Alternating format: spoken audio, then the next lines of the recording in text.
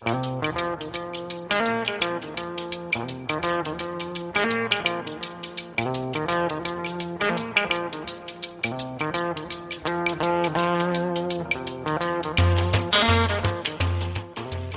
to Talk of the Bay. I'm Christine Barrington.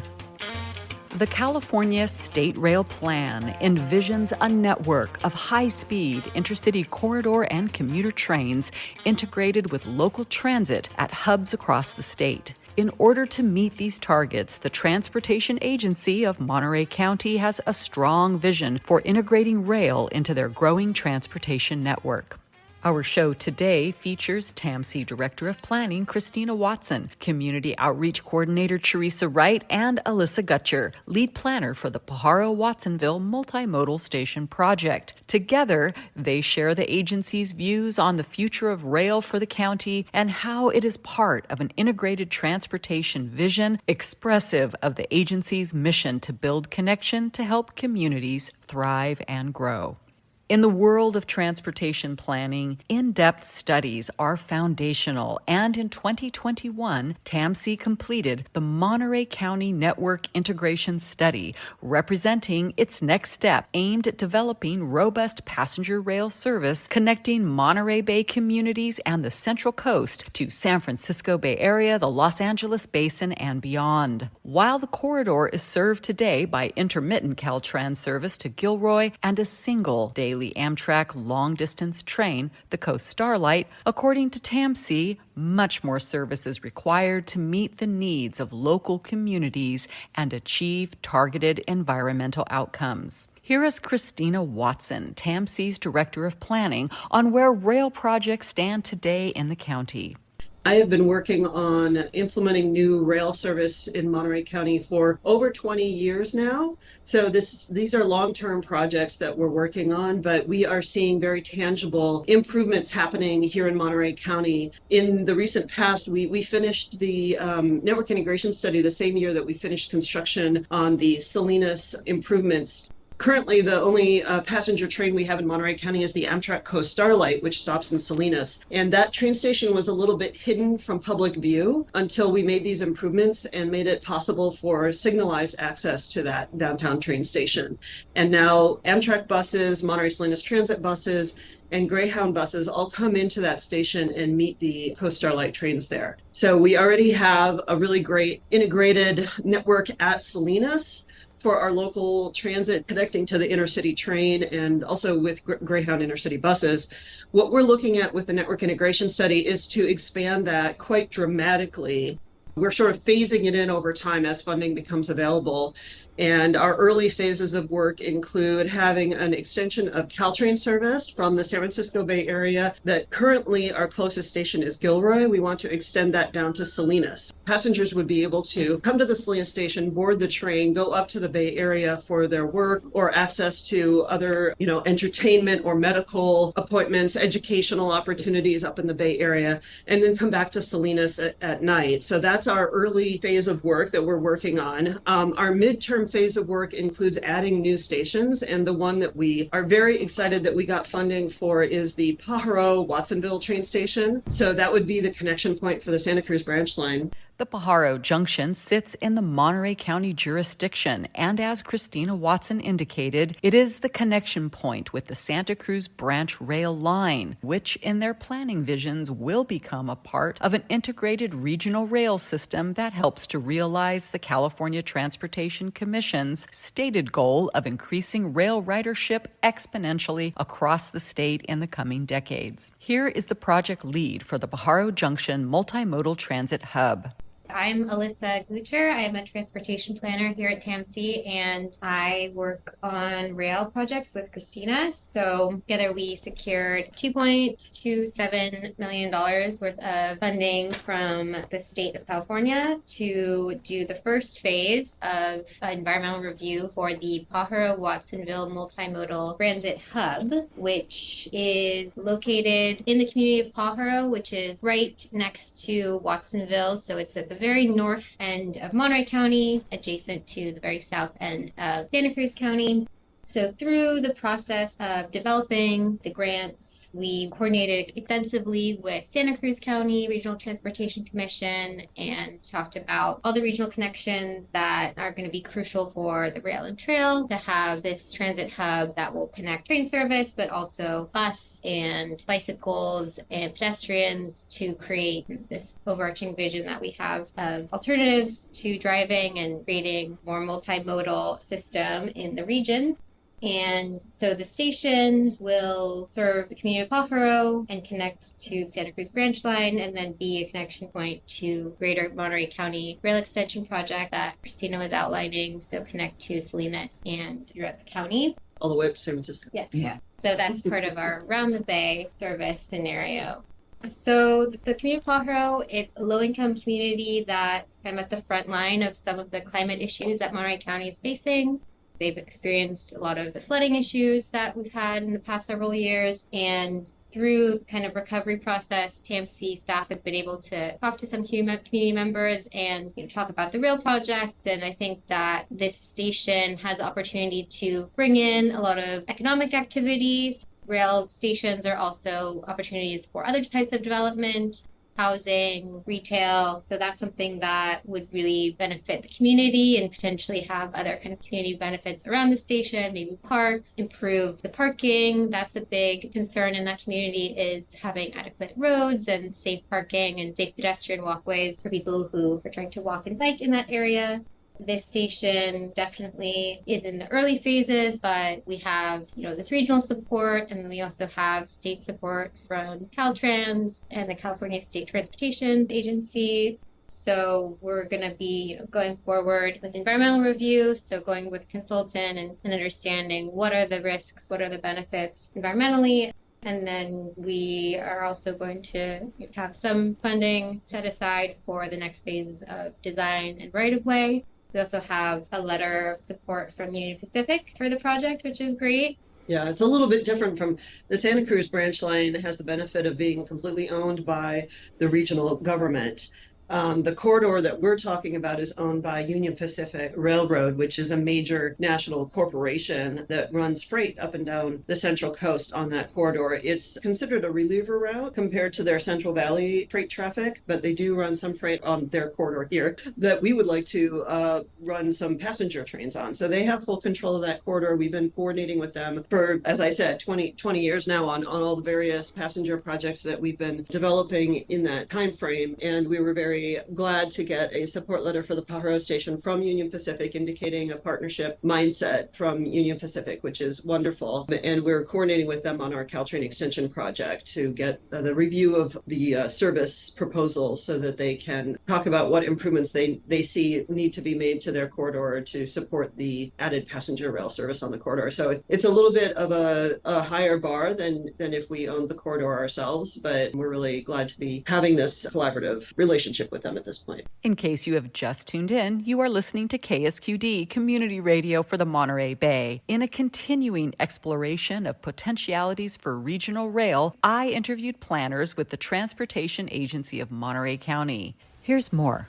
According to the analysis in the California State Rail Plan, annual person trips from the San Francisco Bay Area to and from the Central Coast are expected to grow to 29.7 million by 2040, making the corridor between San Jose and Salinas one of the 5 busiest in California. To manage future growth without environmentally destructive expansion of the highway network and crushing congestion, other transportation modes, namely regional rail, must be developed to accommodate future demand. And the success of rail investments depends on integration into the wider Northern California megaregion and statewide network to provide truly auto-competitive travel options. Christina, how would that happen?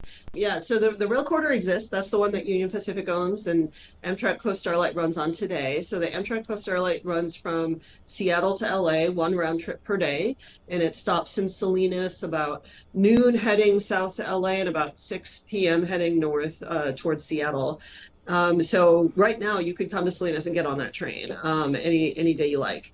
But that is just one round trip per day. So what we want to do is add trains to that exact same track line.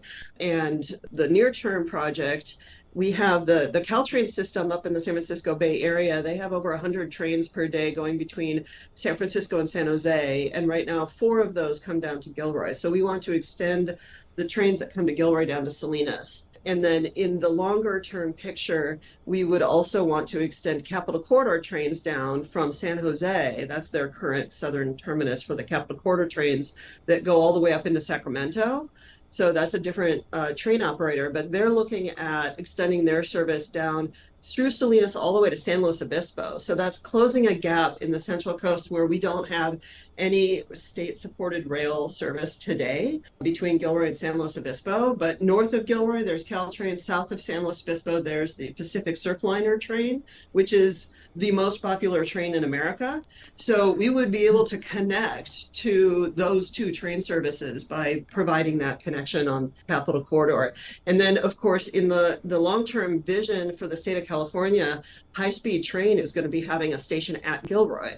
So in that long-term vision, our passengers coming from Monterey County or Santa Cruz County could hop on a train at Pajaro or Salinas, go up to Gilroy, get on the high-speed train, and go up to Sacramento, San Francisco, or go south to LA on the high-speed train and be able to experience that, and eventually connect over to Vegas as well. So that is a connection to the statewide network that we do not currently have today. Today, you can get on a bus and go to Gilroy and get on Caltrain, or get on a bus in Santa Cruz. I think it's the Highway 17 bus that goes to San Jose? Yeah.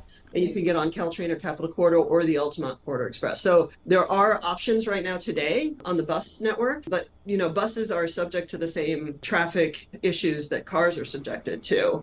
So unless they have their own corridor, buses are stuck in traffic today, and trains would not be stuck in that same traffic. It sounds very exciting to imagine this piece getting dropped in that doesn't exist yet and having that sense of connectivity. It sounds thrilling to imagine I could go one day to our metro stop in downtown Santa Cruz, take a train to Pajaro, connect up to Gilroy, and zoom to all these other options. I know that in transportation planning, a human year is equal to like a decade, So is there any chance to give some sense of this incredible vision, where it is in the arc of reality?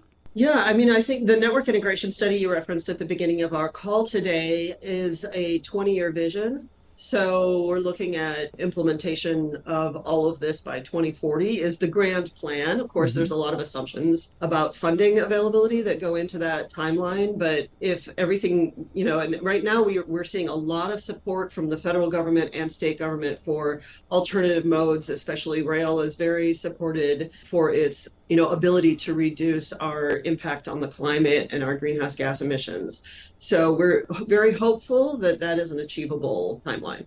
Yes, and I just want to throw in there that just in December, President Biden was able to announce $3 billion plus from the San Francisco to LA corridor, and then of course another big chunk from LA to Las Vegas. It's very thrilling to imagine this financial nourishment flowing into our state. And you're smiling. Our listeners can't see you smiling, Christina. Do you want to speak to that? Yes. So those are the headlines, is the high-speed rail investments. But what didn't get as much press are the other investments that the federal government made into our corridors that I was talking about. So the Coast Rail Corridor got $500,000. The Capital Corridor got $500,000. The LOSAN, which is agency that operates the Pacific Surfliner, got $500,000 to pursue what is called a Federal Corridor ID program. And so that will enable these projects to pursue additional federal funding in the future that is available to rail services. So that was a very exciting news that came out in December as well. It's a high time for rail right now. There's a lot of energy. And I know in Santa Cruz, they're just getting ready to do another very important and valuable study. And studies, as we were talking about, lead to funding opportunities. Getting funding to build rail is one thing, and then there's funding to run it. From your perspective, how do your constituents perceive rail?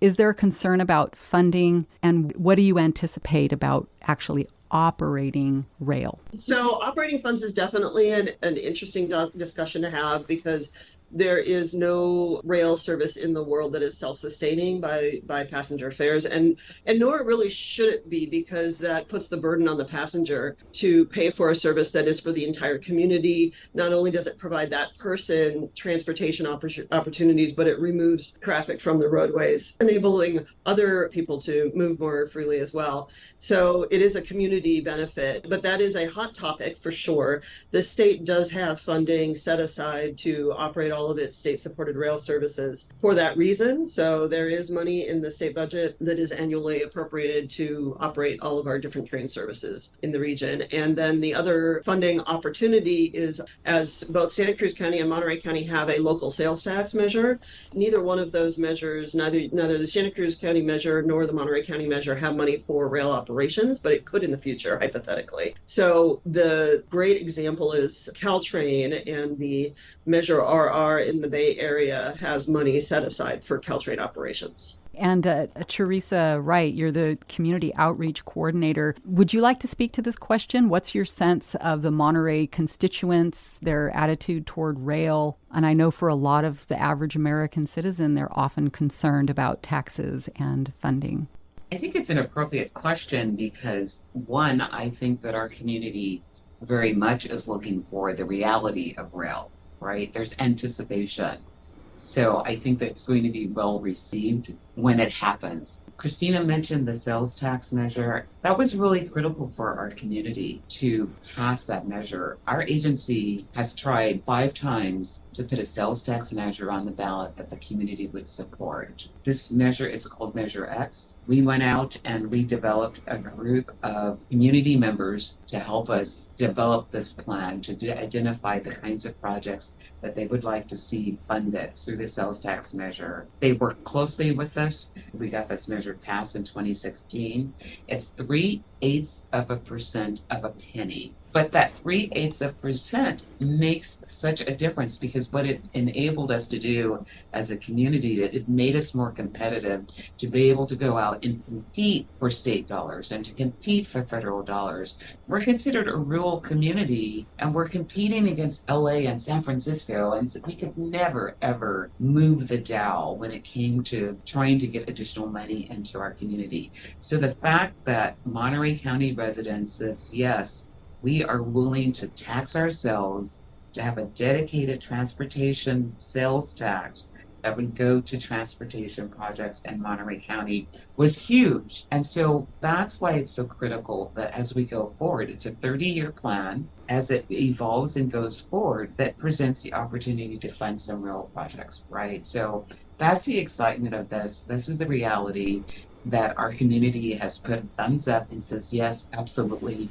We want to see improvements and investments in transportation. I think it's exciting, and I'm just looking forward to people getting on a train, whether it's in Monterey or it's in Pajaro or it's in Salinas. Teresa, what I appreciate you bringing up is stating overtly that Monterey County residents choosing to tax themselves makes them more competitive in getting funding. It's a really interesting thing that I think the average citizen really doesn't understand, that counties that are willing to tax themselves or pass bond initiatives, they're called self-help counties. And then the state sees, oh, that county, those people care about transportation. They've got some skin in the game. Okay, we're going to meet them. We're going to match. And then there's all these different funding pots, right, that then everybody, like you said, gets to compete for. And so it's great to hear that Monterey County was able to do that as well. Just like our Measure D in 2016, it takes a lot of coalition building. And that's a great thing, getting the community to talk about things, even if they don't agree, finding a way to come together and to tax themselves weaves threads of connection and community and helps a community move forward together. Absolutely. And that coalition of 40 different interest groups, they were not on the same page. I mean, we had taxpayers, associations, and we had environmental groups, right? And the economy was across the board. But they were able to come together collectively and say, okay, I may not personally particularly like this particular project, but I understand that there are a lot of our community members who do.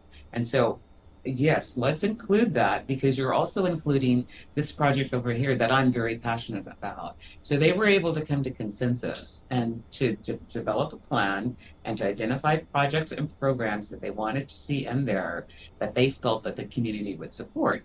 And the community did, and we're very grateful for that. And so our responsibility is to be very transparent about what we're doing to make sure that those monies that are coming in are being expended in the way that we said that it would.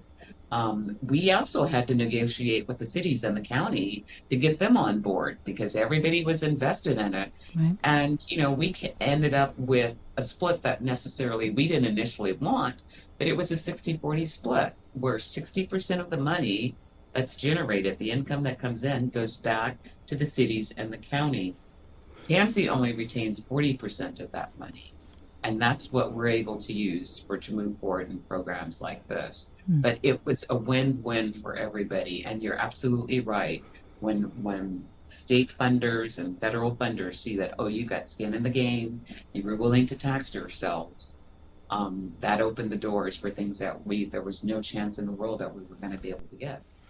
I do want to clarify something. So the rail program is not listed in the Measure X program. Okay. The Measure X program does have funding for bus projects. What it does is, in addition to leveraging a lot of state and federal resources that would not have been available to us without the sales tax, it also frees up other investment opportunities for local funds to go into the rail program. So we have a fully funded project to extend Caltrain service to Salinas, partly thanks to Measure X, even though there's no Measure X money on the project. Right.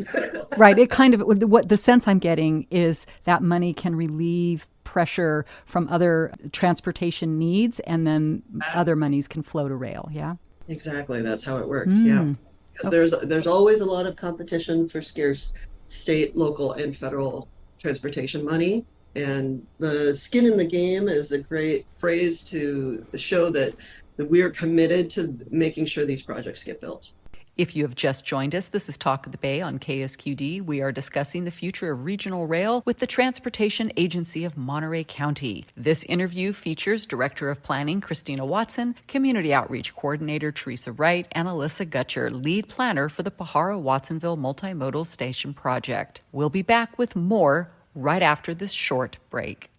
This is Austin Powers, baby. You're listening to the only radio station groovier than the BBC. What? You mean K-Squid? K-Squid. K-Squid, isn't it? K-Squid, KSQD Santa Cruz. Online anytime at ksqd.org. Yeah, baby.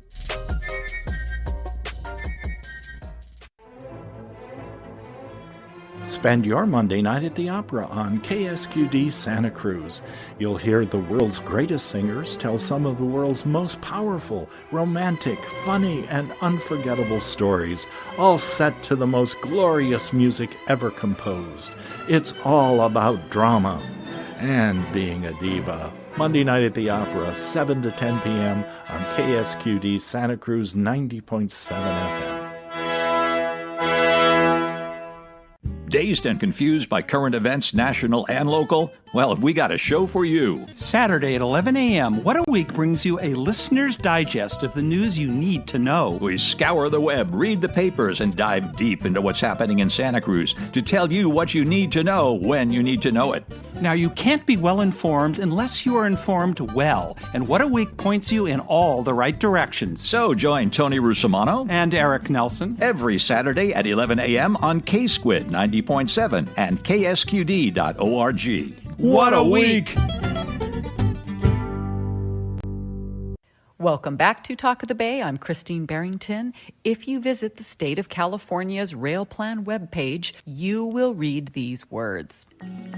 The status quo is not an option. California's economic, environmental, and equity goals demand a fully integrated, zero-emission, modern passenger and freight rail network that connects seamlessly with transit to safely and reliably deliver more services to more destinations more often and attract significant demand away from highway and air travel. The California State Rail Plan reaffirms the state's vision for an integrated, statewide rail and transit network that delivers on California's ambitious yet vital economic, environmental, and equity goals. These words are the stated goals of the California Transportation Commission, and the Transportation Agency of Monterey County is listening to this vision, particularly when it comes to equity. Here is Teresa Wright, TAMC's Community Outreach Coordinator. It gives people the opportunity to expand beyond their community. So if they choose to want to get on a train to go someplace else, whether it's for recreation, a personal need, education, just a day away, right? To go visit someplace else or to go see family or friends. That's what's exciting, is it opens the doors of opportunity, not only for economic development, but the ability to have more options. And I think that's what's exciting about this is the equity that's involved in it, right? It makes it easy access, accessible for anybody. Doesn't matter, what your economic background is, whether you're a senior that just wants to be able to get out of the house and go do something, right, without having to get in the car, whether you don't have a car, you choose not to have a car, or you don't have the ability to get in a car and go. So that's what I love about that. And part of our agency's role is it's critical to us to have a strong component of community outreach. And our board actually adopted a policy where any of the projects that we are participating in, we use a lens of equity to make sure that we are reaching out to underrepresented people, underrepresented communities, and to make sure that the projects that we are participating in and working on will factor that in as one of the critical elements, so that we're trying to be as inclusive as possible and to empower individuals to have a voice in the process. So that's critical to us. We continue to do that with all of the projects that we work on. And that's what's exciting, particularly for me, from my perspective, is that we are reaching out to communities that have been underserved and underrepresented, and to offer an opportunity of growth and advancement. Our slogan is, we build connections to help communities thrive and grow. And that's what we see this project is helping to meet that need and that ambition. Transportation should not be a luxury. It should not be accessible just to those that have finances, right? We all make up our communities. Everybody has a voice. Everybody should have an opportunity. And whatever we can do to help facilitate that, I think it's fabulous. I mean, that's our mission. We are a county-wide agency serving every individual within our county to the best of our ability, right? We're not targeted with just one, privileged community that's on the Monterey Peninsula. Do you want to say more to that, Christina? I think Teresa captured it very well. We've been spending a lot of time trying to find these rail solutions for our communities that will provide opportunities for people to have a different kind of a commute, among other things, because sitting in your car is not good for your health either. Even if you can afford a car, or if you're carpooling, that if you're on a train, then you can walk around, you can meet new people. Apparently there are romances every year that happen on Caltrain, and you can read a book, watch a movie, do some work if you're so motivated. You can do other things while you're on a train that you cannot do if you're sitting in a car. So it just provides that opportunity of a better way to spend your time. Christina, if I can add to that, I think it's important because we don't want to lose the sight of well-being, right? The well-being of the individual. So the train, all those things that you just pointed out are things about having balance within your life. What is your well-being? Do you want to be in a car driving the stress and the hassle of all of that, or the opportunity to be on a train where you can choose to do the things that you said, or just to chill and not do anything, to have balance in your life, right? Who wants to be in a car commuting for hours? Who indeed? One of TAMC's clever transitions towards future rail service along their Monterey Branch Rail line is an initial dedicated bus line service they call SURF. Here is Director of Planning, Christina Watson. In the near term, we have a collaboration with our bus service provider, Monterey Salinas Transit, who provides all the bus service in Monterey County. They are working on a project, and they're very close to starting construction on a service that would utilize our branch line corridor. They're calling it the SURF Busway and Bus Rapid Transit Project, and that's with an exclamation point. So SURF. It's kind of a command, go surfing.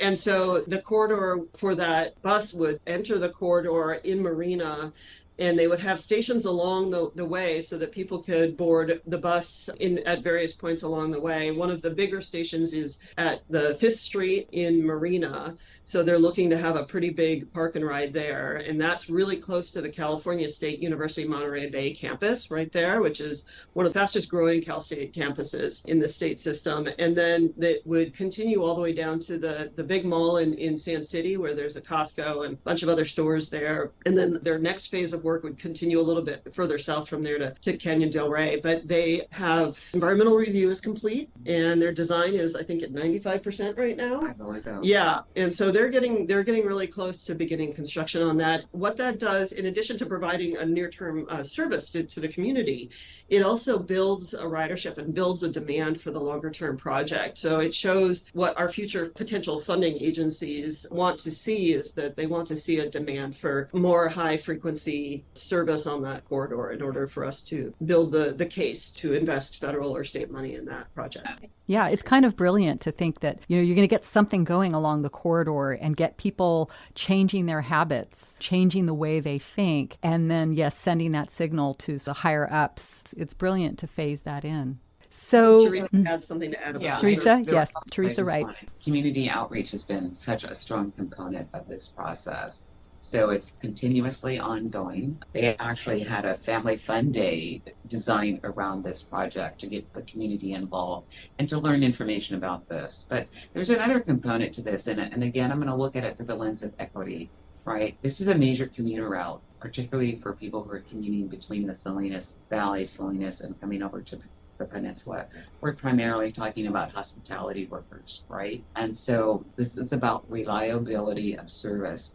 MST sometimes has difficulty with meeting their timelines because of the congestion. So if we can have a dedicated busway that will get people through that crush, because it's right there where it all bogs down. Workers who are trying to get to work on the Monterey Peninsula, they have the reliability of knowing that when they get on that bus, they're going to be able to meet the target and get to work on time. So it's also about access as well as just regular transportation for everyday folks to get them out their cars. Yeah, that's great. And it's so excellent to hear each of you describing this and putting it into real terms, because when I was reading through the website and I was looking at that relatively small branch rail line, and I was like, well, I don't really understand how it can make a difference. So it's excellent that you can articulate that so powerfully. And it's amazing how 12 miles of a dedicated corridor, what a difference it can make to the total transportation ecosystem. Yeah, just come down here during rush hour and you'll see. Yeah. I plan to. There's a lot to explore. So anything else before we pivot? Yes, just to sort of finish up the MST's vision for the surf line. Can you describe what MST is? Monterey Salinas Transit. Yeah, so Monterey Salinas Transit's sort of long-term plan for the surf line. It's not just 6 miles on the Monterey branch line. It is connecting through the whole community. So the bus is one that will then enter into the city roads, and it isn't just a point-to-point service. It will be something that enhances their most popular line, which is from Monterey to Salinas, and it's just that segment that gets off of Highway 1 to avoid the traffic jam on Highway. And actually, Christina, it's even part of a larger vision, because really ultimately it will connect their services from southern Monterey County into Salinas, and then from Salinas to the Monterey Peninsula. So it is really about connecting their overarching transportation network throughout the county. And Monterey County is big. I mean, Santa Cruz is the second smallest county land-wise. Only one smaller is San Francisco. Monterey is up there, the 17th largest county. So that really changes all the dynamics tremendously. And so I imagine as you're moving south of Salinas, there's a lot to discuss. And moving our attention southward brings us to King City, with its large military population and high hopes for future passenger train service based on its historical connections to our original rail lines.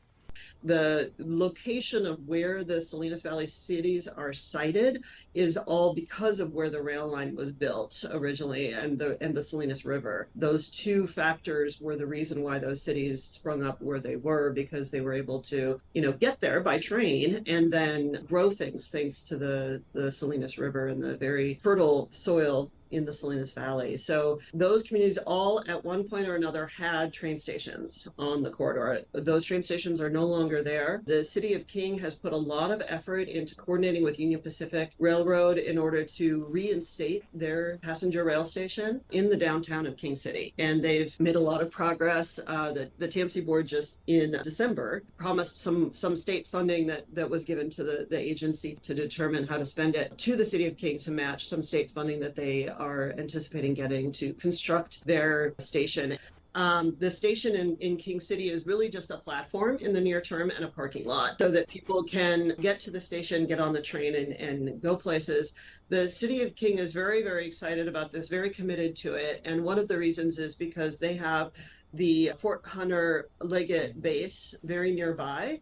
And right now they have hundreds of thousands of troops coming in on a regular basis, driving by car from San Jose Airport mostly, sometimes from San Francisco Airport or other airports in the region, but they're driving down to King City. Wow. And so Fort Hunter Liggett has written several support letters for the King City train station and all of their various attempts to get funding for the project, some successful attempts. And so the fort would like to see these troops come in by train and then pick them up at the train station and bring them to the fort base. That's such new information. I hadn't thought of that. Okay, that makes total sense. It makes it a unique argument for federal funding to have that military base right there. Of course, the community itself also wants the train station for all the reasons that we talked about for Pajaro and Salinas wanting a train station in their downtowns, to have that access to educational opportunities for jobs or healthcare or entertainment options, and just getting around the community, but in a way that isn't driving. Yeah, I think there's all kinds of emergent properties that arise around an effective rail line. Development happens just when people realize, look, it's easy to get in and get out, and then a lot of people are moving through.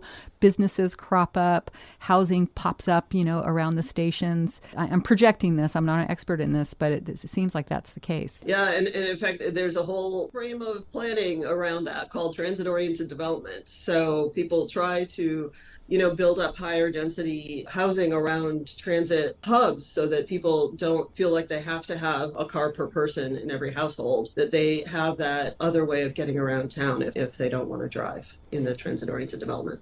If you've just tuned in, you're listening to KSQD Community Radio for the Monterey Bay. Our show tonight features the Transportation Agency of Monterey County and its plans for the development of passenger rail service as part of its multimodal transportation network. Of course, transportation planners think in decades, and many of these rail goals will take time to develop.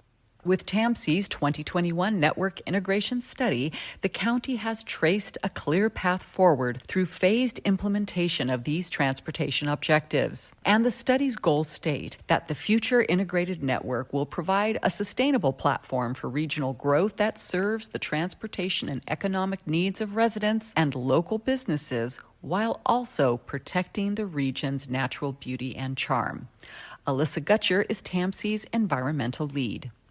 Alyssa, could you speak to the relationship of the development of rail, mitigating environmental costs to our region, not financial costs so much as just the reality of the impending, compounding environmental changes that are happening and those effects? Yeah, kind of goes hand in hand. I mean, we know that a huge source of CO2 emissions, then causing climate change and climate change-related disasters, the car use and freight that is polluting the environment and then causing this climate change. So transitioning away from that is a huge goal, obviously, of the state and of our communities.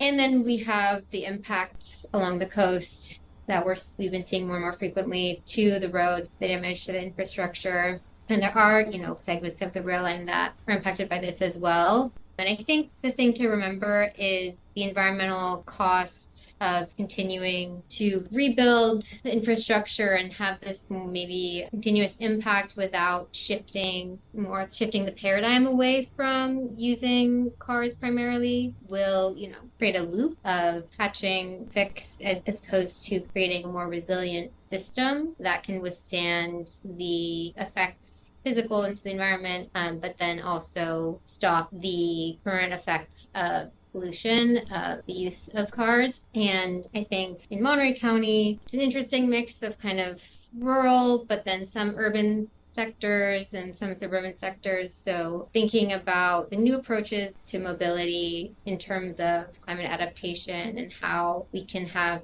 micro mobility options where maybe it doesn't make sense to have rail line, but we can have feeders of micro mobility hubs like buses or shuttles that go towards the rail stations, and just trying to make smaller solutions into a bigger picture. But yeah, with our resiliency work, I think thinking about the sea level rise issues, we've been really lucky to work with some environmental groups locally that have been tackling these issues, and having them as partners to keep our focus on the environment, on the ecosystems, and then having the tie into the community that really care about preserving the environment and preserving the natural resources and the wildlife, because that's, one of the joys of living here is being able to enjoy something like Elkhorn Slough or Monterey Bay, and getting to work with those groups has been really rewarding, but then also tying that into the local jurisdictions and going to them and saying, these are the priorities for protecting our infrastructure from the effects of climate change, and then also putting the environmental impact at the forefront of future transportation projects, and noticing and planning for,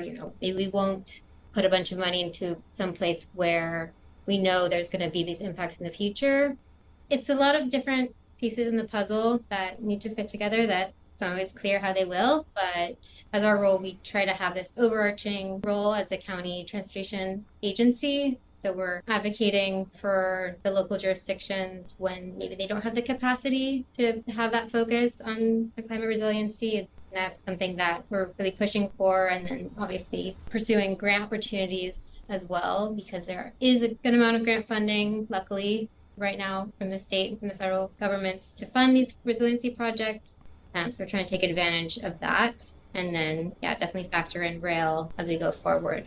I'd like to underscore something that Alyssa was saying, and then I want to ask both of them to share with you a field trip that some of our staff just did last week.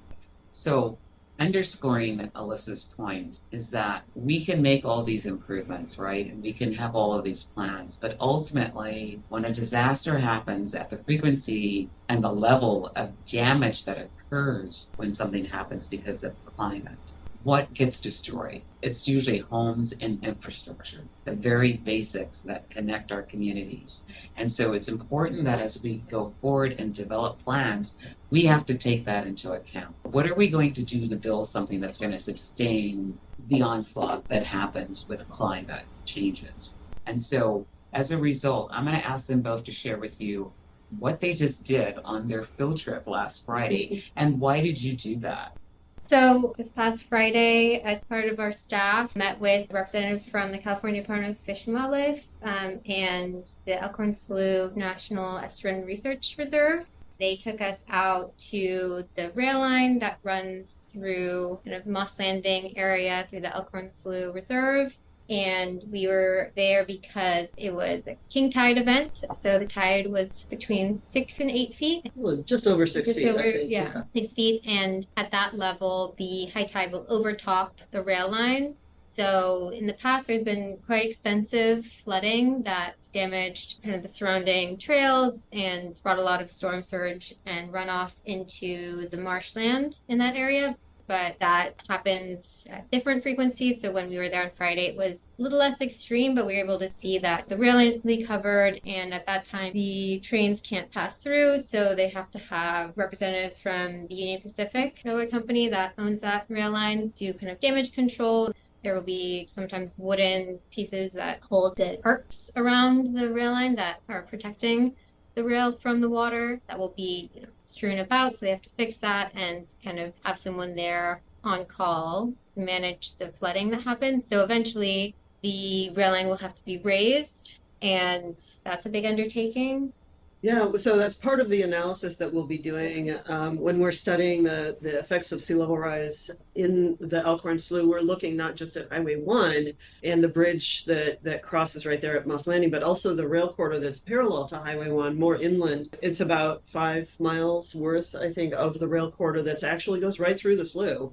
And as Alyssa said, it does get flooded during king tides. It was much more mild when we were there on Friday than what had previously been observed there. As I said previously, this is a track that was built in 1870 something, so quite a long time ago, and they didn't have to do any kind of environmental assessment at that time when they were building any kind of new rail corridor, because that was before the days of California Environmental Quality Act and all that. But in any case, so they built it there because it was path of least resistance. There's a lot of hills on either side, and then there's an ocean.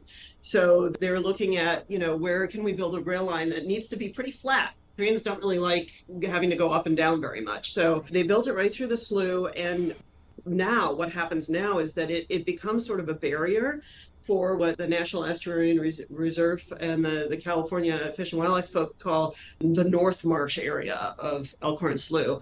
And so that part of the slough is somewhat cut off from the rest of the slough. And when we were there, it was really obvious that the water on the main slough part was right up against the tracks, but there was quite of a distance down from the other side of the tracks to the North Marsh. And so when it overtops, it flows into the North Marsh part of the slough. And other than when it's king tides, there's only like 1 or 2 culverts along underneath the rail tracks where the water can flow into the North Marsh. So they're analyzing that and trying to see what can be done in the near term, short of elevating the entire 5 miles of track, which I'm sure, as you know, that would be very expensive and difficult.